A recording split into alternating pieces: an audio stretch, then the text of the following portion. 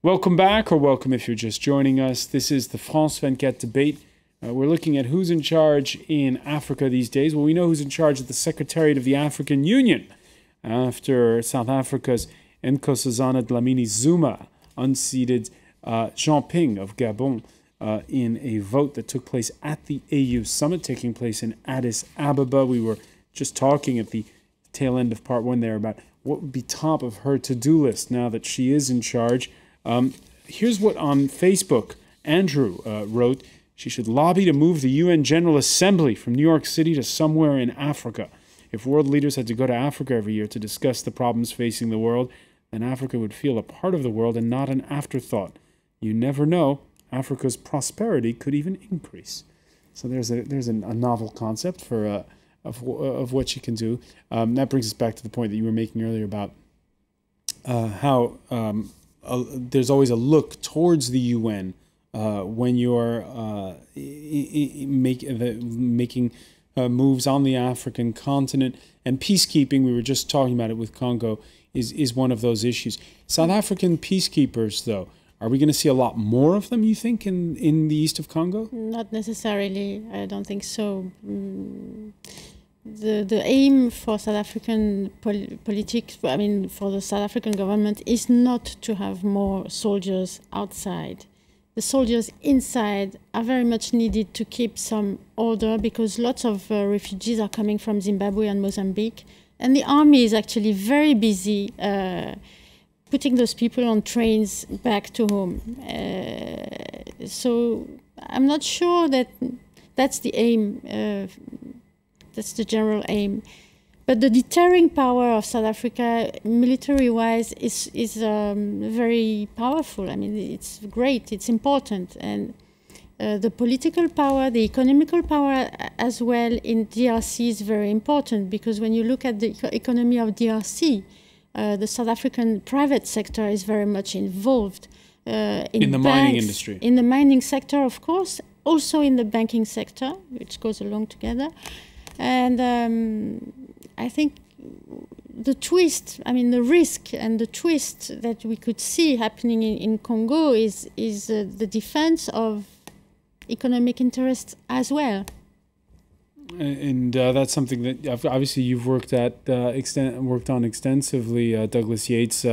Mineral wealth being a motive oftentimes in different parts of the country, and that's been sort of the plague in the eastern part of Congo. The African Union, though, you were mentioning in part one about how Africa it's looking for a benefactor now that Libya's Muammar Gaddafi is no longer there. Can South Africa bankroll a solution? That's where I think it's going to be caught up in a possible inflation of dialogue. That is, what AU is being called upon to do is act on complex security issues in the Sahel, in Sudan, in the Democratic Republic of the Congo, and the AU. Not to mention Somalia. Not to mention the and other areas which don't even draw attention, but where you've got failed states. And so South Africa's going to have to pick and choose. Once again, though, I think that countries tend to pick and choose crises that are in their region, and in this case, because of financial investments, but also because it's in a defense community with the Democratic Republic of Congo, South Africa will be prepared to act here. I would want to note that the natural resources in the Eastern Democratic Republic of Congo are a source of conflict, but also it's important to note that there's different kinds of resources, certain kinds of resources, alluvial diamonds, some of the minerals that are able to be moved out and along traffic routes into Rwanda, those tend to support rebel forces. But there's new resources that are going to be developed in that region, particularly oil in Lake Albert, and oil tends to support the government. And so with the development of oil and bringing on oil along East African pipelines, it is possible that the balance will shift in favor of Kinshasa and out of favor with Kigali. And do you see, Sabine CESSOU, South Africa playing it even-keeled between Rwanda and Kinshasa? Yes, that's possible. That's also one of the assets of the South African power because they have good arguments with Kabila, and they also have good arguments with Kagame. They are not impressed by any of those two leaders. And they're also, they're also harboring dissidents from the party in charge in Rwanda, and it makes them a bit powerful. They have a bargaining power there with Paul Kagame. Now, we mentioned how there was that handshake that took place at the AU summit between Kagame and Kabila. Another handshake that turned heads over the weekend. 1 year after its independence, South Sudan looked poised to return to war with Khartoum. But over the weekend, there you see it, Omar al-Bashir and Salva Kiir raising hopes the two sides can, at this point, avoid the worst. Gosh, when you look at it, Tunde FATUNDE, you can criticize the African Union as saying nothing ever happens at these summits, but already we've had two important handshakes there. Symbolic. All right, we're having technical issues there reaching Tunde FATUNDE in Lagos, but we'll try to sort it out. Douglas Yates, the fact that people perhaps we're often have discussions like this one about the United Nations. People have high expectations of these international bodies. In this case, though, this is the role of one of those organizations to just bring people into the same room, isn't it? It does, and it brings together heads of state, and those are often the key decision makers, the ones who are able to act. So in the case of the handshake between Salva Kiir of South Sudan and Omar al-Bashir of Sudan, those two are clearly in a position to determine peace. However, I just would like to note that over this year we've had a kind of schizophrenic scenario between these two leaders, where they'll have a talk, they'll announce peace, and soon after you'll have some kind of atrocious bombing. In fact, when I saw them shake hands, I'd become so cynical, I was wondering if this week there wouldn't be some new outbreak of war. And again, how will she react to that when she sees the Dlamini-Zuma, when if there is that worst case scenario that Douglas was describing there? Well, we'll see her in action. I don't know. What's her track record when it comes to that? You talked about her 10 years as foreign minister. She's very tough. She's known to be very tough, very sensitive to criticism. She doesn't like to be contested. And when she says something, that's it. So she will have to learn a bit of diplomacy, although she was a Minister of Foreign Affairs for 10 years. But she's not well known as a good diplomat. She's very tough, which is good for this job, because she will have a lot of very strong and difficult issues to deal with. So it's a politician replacing, I guess you could say, a career diplomat in a sense. Yes, she's a pure politician. Now, the other interesting point about the South Sudan is it's the creation of a new state, and there haven't been many of them since most of the African nations obtained their independence a half century ago. In fact, Tunde FATUNDE, the borders of most of Africa were drawn up at a conference in Berlin way back in the late 19th century. The South Sudan sets a precedent, does it not? Well, François, you see, what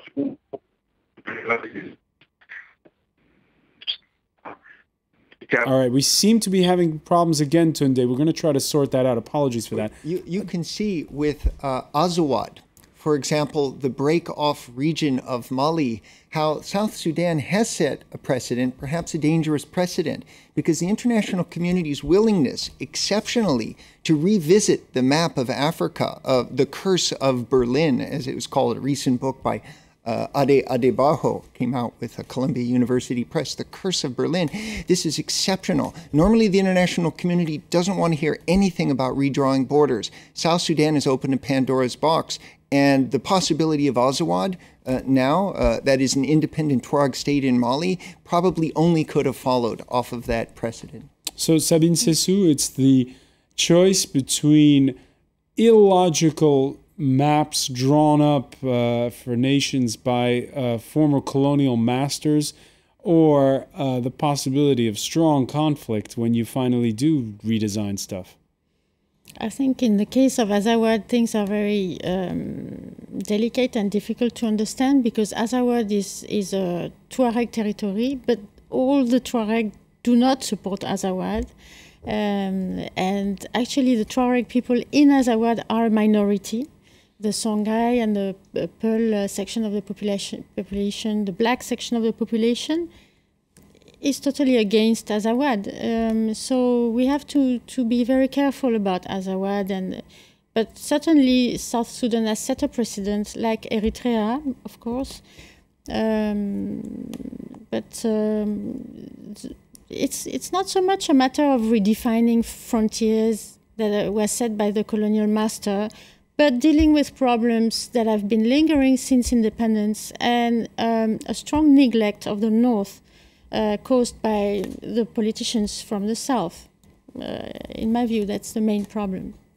And so what's going to happen? Are we going to expect to see more of these countries, more of these regions, rather, demanding independence?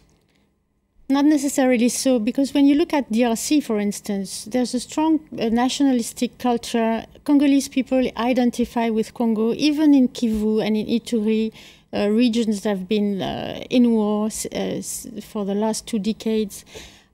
So you have also to be very careful with that. In some countries, the national feeling is very important, like in Nigeria, for instance, or Congo, or Kenya. And in some countries, it's not that strong. And you've always had secessionists like in Senegal, for instance, in Casamance, there's a separatist movement that's been also ongoing for the last 3 decades. So situations vary from one country to another. And how does the African Union handle it all? That's the other question. When you look at the differences between Sudan and South Sudan, first of all, Sudan, of course, when you look at that image of the 2 presidents shaking hands, one of them is wanted by the International Criminal Court. We tend to forget that sometimes, which is Omar al-Bashir. That over what happened in Darfur. The African Union, it's a tough one because they always have to broker situations between countries whose leaders are not necessarily, how should we put it, savory when it comes to their own credentials. Right, and they stand there without resources to do it. If you wanted to compare Sudan with some of the other regional crises, I'd say the major difference in Sudan is you don't have a regional defense community that is being called upon to act. South Sudan will be joining the East African community, but which is a tremendously weak regional organization. When you look at Mali, it's in West Africa. There's a very strong military organization under ECOWAS. So when the AU wants to act in Mali, it basically will act through ECOWAS, or as our Nigerian colleague said, they'll have to get in touch with some of the important actors in West Africa. But when the AU wants to act in Sudan, because it doesn't have the resources, it's tended to go above the African level and try to draw in resources from the United Nations, and in particular from the world's major powers. The critical actor in Sudan was the United States, and the other was China. And what South Africa would have to do to solve this is get those foreign actors to come in, because there's no regional organization with any clout or any weight that can do the behavior. I would say to come in or to get out, because South Africans also have the means to replace the logistics that are involved, for instance, in Somalia. It's remarkable that in Somalia you have only African soldiers fighting with American, European resources, and not a single South African penny. That's quite remarkable. And maybe Nkosazana Dlamini-Zuma wants to change this. And clearly what we've seen with these secessionist movements is that the critical factor appears to be less the internal coherence of the populations and external support. During the Cold War, the positions taken in proxy wars by the Soviet Union and the United States were much more decisive for the success or failure of secessionist movements than were internal factors. And during the post-Cold War era, the role of France in Francophone Africa was decisive. Once again, China's entry into the Sudanese equation clearly had been important in developing those oil resources and then bringing the United States in a rivalry. And you mentioned the word France. France, which, as the old saying goes, there's 2 powers in West Africa, Nigeria and France. Sabine, CESSOU, You look at the situation right now in Mali, Islamists taking over the northern part there. You look at the fact that the French foreign minister is in Algiers, speaking Algeria, a key player when it comes to all of this. The African Union, in a bit of a bind. You've got the West African states that have a plan, but they can't put it into effect without the stamp of approval from Algiers. Yes, well, France is not that powerful in Mali. It's a paradox, but Mali has been very jealous of its independence and has refused any defense agreement with any French military presence on its soil. That was an exception in the former French colonies. But for that reason, there's not a single French soldier in Mali, and it's very different from with Côte d'Ivoire or Senegal. And is it the same as what Douglas Yates was describing in Somalia, where it's a proxy, I guess a proxy force? Yes, and also France is quite paralyzed with the presence of 6 hostages in the hands of AQMI. The Islamist rebel. Yes, the Islamist rebels. So France cannot act directly in the Malian mess, if I may say so. And Algeria is actually a very much more powerful player. It's a key player because the leaders of the Islamist movements are from that country.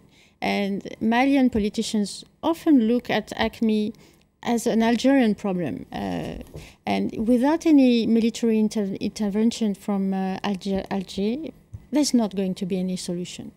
All right, so bringing Algeria and perhaps bringing Algeria and France to the table, or Algeria and West Africa to the table, will be on the menu for Nkosazana Dlamini-Zuma, the first woman to run the African Union Secretariat. I want to thank you, Sabine CESSOU. I want to thank Douglas Yates. Tunde FATUNDE for joining us from Lagos. Apologies for the technical difficulties there. And we want to thank you, of course, for being with us here in the France 24 debate.